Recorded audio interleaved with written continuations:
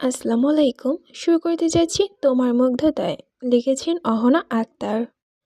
রাতে বাড়িতে ফিরেই ফারিস সবার আগে তার নানি জানের সাথে দেখা করতে ওনার রুমে যায়। মুস্কান আর ফাইজা তখন শারমিলা বেগমের রুমেই ছিল। শারমিলা বেগম তাদের ডেকে পাঠিয়েছেন। ফাইজার জন্য কিছু গিফট আর মুস্কানের জন্য চুড়ি আর স্বর্ণের চেইন এনেছে শারমিলা বেগম। সে এগুলো দিতে তাদেরকে ডেকেছে। ফাইজা নিজের গিফট পেয়ে খুশি হয়ে চলে যেতে পারলেও মুস্কান যেতে পারেনি। তাকে শারমিলা বেগম আটকে দেন। ওনার নাকি কি কথা আছে মুস্কানের সাথে। কিন্তু শারমিলা বেগম মুস্কানকে কিছু বলার আগেই সেখানে ফার্স এসে পড়ে। নাতিকে দেখা মাত্রই শর্মিলা বেগম ভুবল উনানো হাসি দেন। তার দিকে তাকিয়ে বললেন, আইসা পড়ছো আমার চাঁদের টুকরা, আমার নানু যান, আমার মিষ্টি নানু ভাই, আমার মানিক। ফারিসের থুতনিতে হাত বুলিয়ে সেই হাত আবার নিজের মুখে নিয়ে চুমু খেয়ে কথাগুলো বলতে থাকেন শারমিলা বেগম। মুস্কানের সামনে এইভাবে বলায় ফার্স কিছুটা লজ্জা পেয়ে গেল। মুস্কান ঠোঁটে হাত চেপে হাসছে।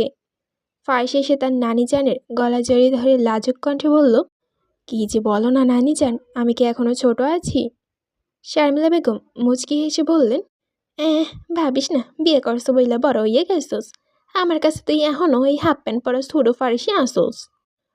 ফারিস মুস্কানের দিকে আর চোখে একবার তাকিয়ে মাথা চুলকে বলল, আচ্ছা থাক না নানি যান, কেমন আছো ওইটা বলো। শর্মিলা বেগম দীর্ঘশ্বাস টেনে বললেন, আমি আর কেমন থাকবো, এই বুড়া বসে নাত বউ দেখার লাইগা নাকি আমার অত দূর থেকে সুইটা আইতে হইছে। কেন লো, তোরা কি জানতে পারিস না? তোরা করসটা কি হারা দিন, একবার যাই এই বুড়িডারে দেখে এলে কি হয়? ফারিস তার নানি জানের পাশে বসে মুচকি এসে বলল, তোমাকে কে বলেছে আসতে? একেবারে এখানে থেকে গেলেই তো পারো। দেখ তারপর একবার কইলি না যাইতেই, আমিও কইয়ে দিই, এইবার যদি তোরা কেউ তখন নানা জানে মৃত্যুবার্ষিকীর দিন না গেছো, তো আমি ওই বাড়িতে আর পা রাখবো না। এইসব কি কথা নানি যান, পা রাখবে না মানে কি? মা তো প্রতি বছরই যায়, আমিও তো যাই, কিন্তু মাঝে মাঝে যেতে পারি না একটু ব্যস্ততার জন্য। থাক তোর ব্যস্ততা, সারাক্ষণ খালি কাম আর কাম, এত পয়সা দিয়ে কি করবি? তোর বাপের কি কম আছে?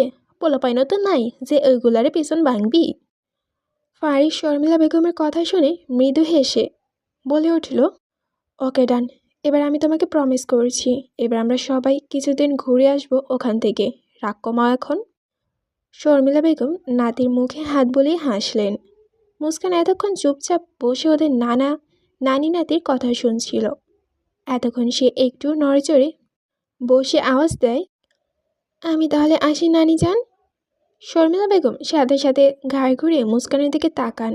এই সেমরি, আমি তোরে যাইতে কইছি, কইলাম না কথা আছে?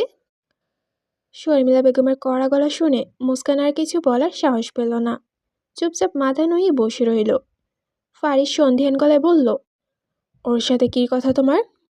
হেইডা আমি হ্যারে কমু, তুমি এখন যাইতে পারো নানু ভাই, বাইরে যাও, বিশ্রাম নাও গিয়া, তোমার বউরে একটু পরে আমি পাড়াইতে আসি। ফারিস বুড়োকুসকে মুস্কানের থেকে একবার তাকিয়ে নিচের ঘরের দিকে চলে গেল। যাওয়ার পথে ভাবতে লাগলো, নানি জানি কি এমন বলবে মুস্কানকে যে তার সামনে বলা যাবে না, উল্টোপাল্টা কথা বললে মেয়েটা আবার কাঁদিয়ে না দেয়। শর্মিলা বেগমের রুম থেকে বের হতেই মুস্কানের গলা মুখ সব গরম হয়ে গেল। গলার লজ্জার আবার জড়িয়ে পড়েছে। এমন কথা সে আগে কখনো শোনেনি। লজ্জায় চোখ বুজে শুধু দৌড় দিচ্ছে। এখন তার ফারিসের সামনে যেতেও কেমন অস্বস্তি হচ্ছে। বাচ্চা নিয়ে কেউ এভাবে খোলাখুলি আলোচনা করে, ছি। এই জন্য বলে নানি দাদিদের মুখে কোনো লাগাম নেই। ফারিস বিছানায় আশোয়া হয়ে মোবাইল টিপছে। মুস্কানকে আসতে দেখে ফোন থেকে নজর রেখে বলল, নানি যান ছাড়লো তাহলে, তার রাত 12টা পর্যন্ত কী ভাষণ শোনালো তোমায়? নানি জানের কথা শুনে মনে পড়ে গেল মুস্কানের সেই কথাগুলো। আবারও গাল গরম হয়ে উঠল। সে আমতা আমতা করে বলল, কিছু না, আপনাকে খেতে দেব? না, আমি খেয়ে এসেছি, একটু এদিকে আসো তো। মুস্কান এগিয়ে গেল। ফারিস বলল, বসো। মুস্কান বসল। এভাবে না, বিছানায় পা ভাঁজ করে বসো। মুস্কান সেভাবে বসল। মুস্কান বসা মাত্রই ফারিস তার মাথা রেখে শুয়ে পড়ল মুস্কানের কোলে। মুস্কান অবাক হয়ে জিজ্ঞেস করল, এ কি, আপনি এভাবে শুয়েছেন কেন? ফারিস হাতের মোবাইলটা চোখ রেখে আবারও বলল, কথা বলো না তো, মাথা টেপে দাও, ঘুম আসছে না। মুস্কান ফারিসের মাথা ঠেলে ঠুলে তার কোল থেকে ওঠানোর জন্য চেষ্টা করলো। তারপর বলল, আমি পারবো না। আপনি মাথা টিপে দেওয়ার নাম করে প্রতিদিন আমার কোলে এসে এভাবে শুয়ে থাকেন, আর আমার হাত পা সব অবশ হয়ে যায়। অভ্যাসটা তো তুমিই করেছো। এখন আমার মাথায় তোমার হাত ছোঁয়া না পেলে ঘুমিয়ে আসে না। জলদি করো। বালসে শোন, ঘুম আপনা আপনি এসে পড়বে। আমি এইভাবে ঘন্টার পর ঘন্টা আপনার মাথায় হাত বুলিয়ে দিতে পারবো না। ফারিস জোরপূর্বক মুস্কানের হাত টেনে নিজের মাথায় রাখে। চুপচাপ মাথা টিপে দেবে, নাহলে নানি যান যা বলেছে সেটার প্রসেসিং শুরু করব। মুস্কান ঢোক গেল। তার গলা দিয়ে শব্দ বের হচ্ছে না। সাহস সঞ্চয় করে বলল, আপনি জানেন নানি যান আমাকে কি বলেছেন? জানি না, তবে আমি নানিজানকে চিনি। সে কি বলতে পারে সেই সম্পর্কে আমার ভালোই ধারণা আছে। মুস্কান আর কথা বাড়ালো না। ফটাফট ফারিসের মাথায় বিলি কাটতে লাগলো। বেশ কিছুক্ষণ চলে যাওয়ার পর ফারিস একটু কাত হয়ে শুতেই তার চোখের সামনে ভেসে উঠল মুস্কানের তুলতুলে পেটের কালো তিলটা। ফাঁকা ঢোক গেল ফারিস। শুকনো ঠোঁট জোড়া ভিজিয়ে নিল জিভ দিয়ে। কপালের চারপাশে বিন্দু বিন্দু ঘাম ফুটে উঠেছে। মুস্কানের সেই দিকে খেয়াল নেই। সে বুঝতেই পারল না তার শাড়ি ফাঁক হয়ে যাওয়ায় তার বরের যে মারাত্মক সমস্যা হচ্ছে। সে তো আনমনে তার স্বামীর সফট চুলে হাত বুলিয়েতে ব্যস্ত। ফারিস শক্ত করে চোখ বুজিয়ে নিল। সেদিকে বেশিক্ষণ তাকিয়ে থাকলে নিজেকে আটকে রাখতে পারবে না, কিন্তু তার অবাধ্য চোখ জোড়া সে বারণ মানছে না। পেটে ঠান্ডা জিভের স্পর্শ পেতেই মুস্কানের সর্বাঙ্গ কেঁপে উঠল। চোখ বুজে খামচে ধরল ফারিসের চুল। ফারিস যেন আরও উন্মাদ হয়ে গেল। মুস্কানের নরম পেটে নিজের পুরো মুখ ডুবে দিয়ে অস্বাভাবিকভাবে চুম্বন দিতে লাগলো। মুস্কান আটকে আসা গলায় বলল, থামুন। ফারিস থামল না, বরং মুস্কানের বিছানায় ফেলে তার উপর থেকে শাড়ি আঁচলটা সরিয়ে ফেলল। এবার শান্তিতে পেটের তিলটায় চুমু খেতে লাগলো। অবাধ্য হাত ততক্ষণে মুস্কানের শরীরে চলে গিয়েছে। ব্লাউজের ফাঁক দিয়ে ফারিসের হাত একটু উপরে উঠতেই মুস্কান ফুপিয়ে উঠল। ফারিস মুস্কানের গালে আলতো করে ঠোঁট ছোঁয়ালো। নিঃশব্দ কণ্ঠে বলল, এটা স্বাভাবিক Muskan, there is nothing to fear. মুস্কানের শ্বাস আটকে গেল। ফারিস মুস্কানের ব্লাউজের হুক খুলতে খুলতে তার গলায় মুখ ডুবালো। মুস্কান এইবার শব্দ করে কেঁদে দিল। ফারিস মেজাজ হারালো। জিদ্দি হয়ে উঠে বসল বিছানায়, বালিশ ছড়ে মারল। মুস্কান ভয়ে ভয়ে উঠে বসল। শাড়ি আঁচল ঠিক করে ফারিসের দিকে তাকাতে তার ভয়ঙ্কর লাল চোখ জোড়া দেখে অন্তর কেঁপে উঠল। ফারিস কিছু না বলে ধূপধাপ পায়ে বারান্দায় চলে গেল। পেশিবহুল হাত দুটি মুষ্টিবদ্ধ করে বারান্দার রেলিংয়ে ধরে রাখে। রাগে তার মাথা ফেটে যাচ্ছে। মুস্কান আলতো পায়ে সেখানে প্রবেশ করল। মাথা নইয়ে বলল, সরি, আর হবে না। আপনি কন্টিনিউ করতে পারেন, আমি আর কাঁদবো না। ফারিস উল্টো ঘুরে দাঁড়িয়ে আছে। মুস্কান সহসা আরেকটু এগিয়ে গেল। ফারিসকে কিছু বলতে না দেখে ভয়ে ভয়ে বলল, বললাম তো সরি, আর এমন হবে না, প্লিজ রুমে আসুন। ফারিস শক্ত করে চোখ মেলে মুস্কানের দিকে তাকালো। গম্ভীর স্বরে বলল, যাও গিয়ে ঘুমিয়ে পড়ো। মুস্কান কিছু বলতে নিচ্ছিল। ফারিস ধমক দিয়ে বলল, প্লিজ গো। আমার সামনে কখনো এইভাবে শাড়ি পরে পেট পিঠ বের করে ঢ্যাং ঢ্যাং করবে না। তোমার ধারে কাছে আর আমাকে ঘেঁষতে চাই না আমি। মুস্কান কাঁদতে কাঁদতে রুমে চলে আসলো। ফারিসকে বারবার বাধা দিতে তার নিজেরই এখন গিল্টি ফিল হচ্ছে। লোকটা তার স্বামী, ওনার অবশ্যই অধিকার আছে তার কাছে আসার, কিন্তু সে কেন এটা স্বাভাবিকভাবে নিতে পারছে না? খাটের এক কোণে বসে ফুপিয়ে ফুপিয়ে কাঁদছে মুস্কান।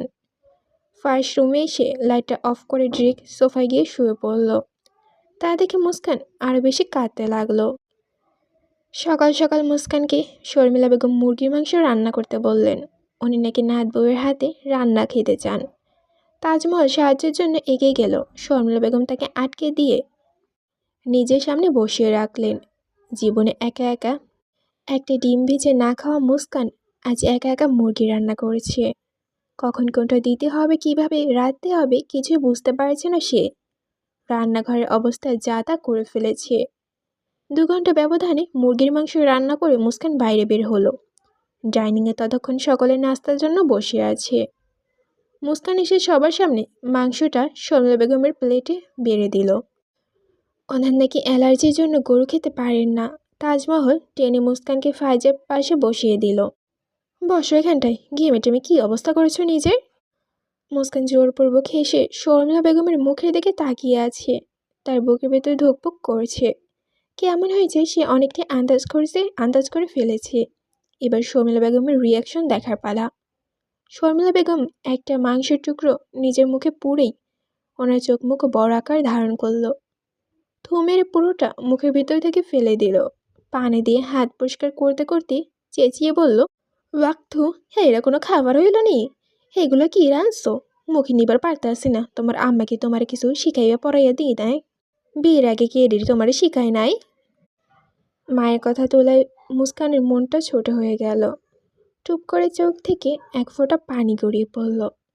সে তো চেষ্টা করেছে, নিজে যথাসম্ভব চেষ্টা করেছে। স্বাদ না হলে কী করবে?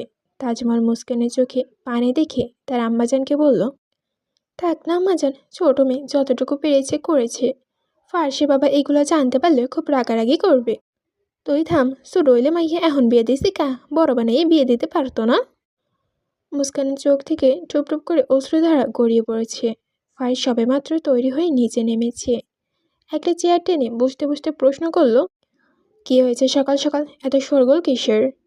নানি যান উত্তর দিল, তোর বউ মুরগি রাঁধছে, নুন হয় নাই, জালও হয় নাই। তো কি হয়েছে? যা যতটুকু প্রয়োজন দিয়ে খাবে। এটা নিয়ে এত চেঁচামেচি করার তো আমি কিছু দেখছি না। ফাইজা ফিক করে হেসে দিল। নানি যান মনে হলো আকাশ থেকে পড়ল। 2 দিন হয়েছে না বউ আইছে, তার লাগে তুই তোর নানি যান রে এমন করে কইতে পারলি ফারিস? ফার্স বুরুক্ষেপহীন ভঙ্গে বলল, কীভাবে বলেছি নানি যান? মুস্কান আর ফাইজা তো সেম বয়সী। যেহেতু ফাইজা কিছু পারে না, সেহেতু মুস্কানও কিছু না পারাটাই স্বাভাবিক। তাহলে তুমি কেন এই সামান্য কারণটা মুস্কানের মায়ের সাথে তুলনা করছো? এই কাজ যদি ফাইজার সাথে হয় তখন তোমরা কি করবে? তোমার মেয়েকে তুমি এইভাবে কথা বললে তার তো কেমন লাগবে বলো? নানিজান চুপসে গেলেন, কিছু বলার মতো খুঁজে পেল না। মুস্কান অবাক আর মুগ্ধ চোখে তাকিয়েছে ফার্সের দিকে, কিন্তু ফার্স তাকালো না। কাঁটা চামচের টুংটাং শব্দ তুলে খুব সুন্দর করে ব্রেকফাস্ট করতে লাগলো। রাত থেকেই সে মুস্কানের উপর কেমন যেন রেগে আছে।